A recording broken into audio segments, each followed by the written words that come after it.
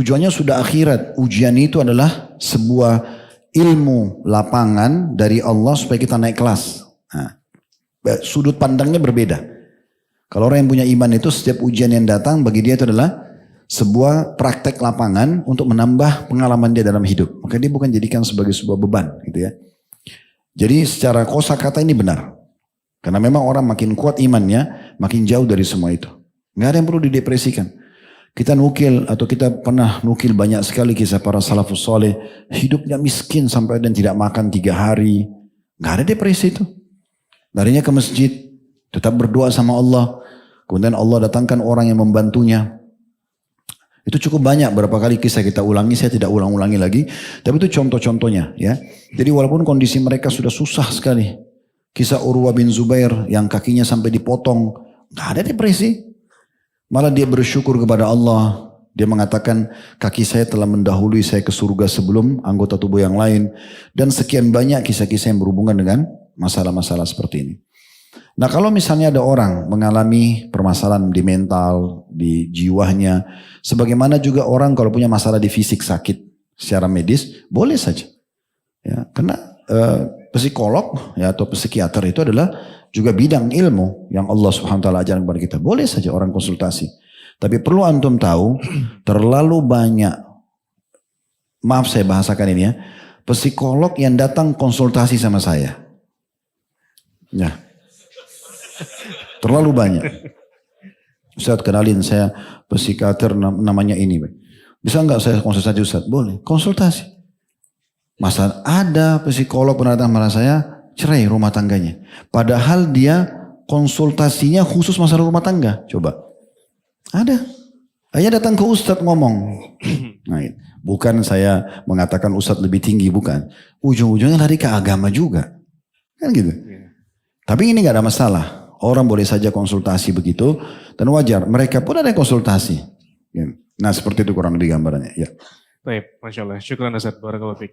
Selanjutnya kita masih dalam isu-isu yang terjadi belakangan Ustaz. Jadi belakangan ada kisah tentang pasangan. Misalkan seorang istri diangkat menjadi seorang mungkin pejabat. Lalu ia meninggalkan suaminya setelah itu Ustaz. Mungkin karena ada ketidakseimbangan dari finansial yang wanita merasa finansialnya mulai tidak sejajar dan dia mulai mandiri secara finansial afwan. Dan akhirnya ia memutuskan untuk meninggalkan suaminya dan di kasus ini ada beberapa yang suaminya itu kerja serabutan Ustaz. Nah kira-kira dalam Islam sendiri bagaimana sih pandangannya terhadap fenomena ini? Apalagi ketika kesuksesan dunia justru membuat seseorang merendahkan pasangannya. Bagaimana menurut antum Ustaz? Tafadhol. Ya, jadi gini, laki-laki punya kewajiban menafkahi keluarganya.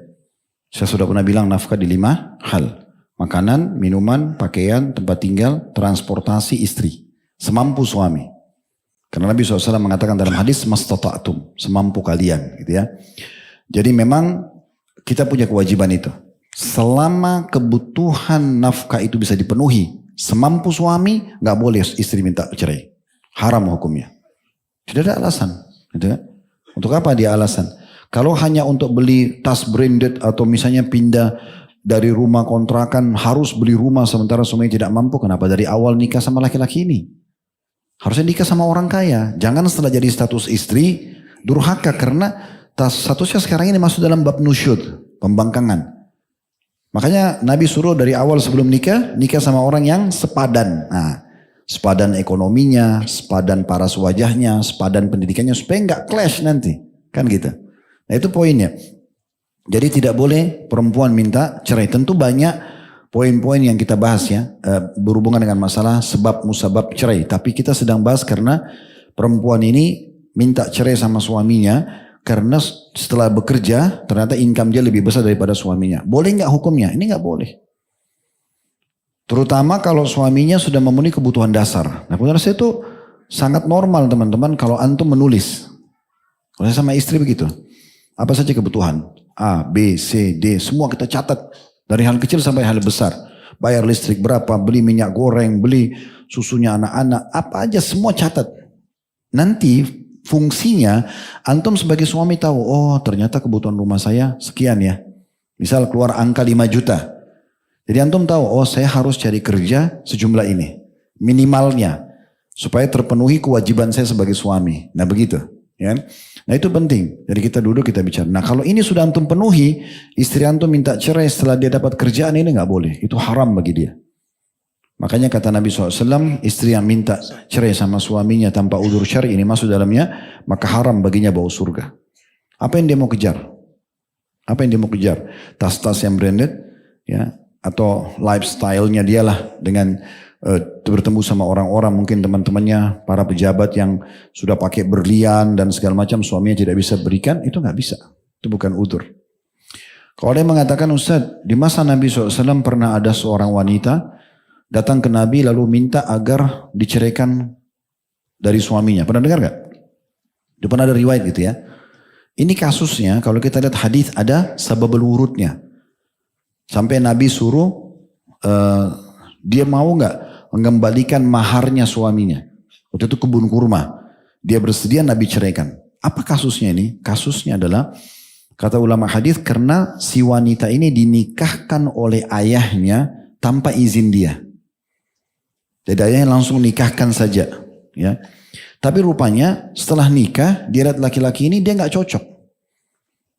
Dia takut dia kufur nanti. Bahasa langsungnya laki-laki itu jelek. Ya. Jadi jangan antum tersinggung, saya tidak bermaksud. Insya Allah semua di sini tampan-tampan, itu Masya Allah. Tapi memang karena itu. Dan dia tidak tahu sebelumnya, walinya ayahnya langsung nikahkan. Nah setelah nikah, dia lihat suaminya, dia takut ini, nanti mau layani salah, gitu. Tidak dilayani juga salah. Dia bilang, ya Rasulullah, saya tidak temukan aib agamanya orang ini.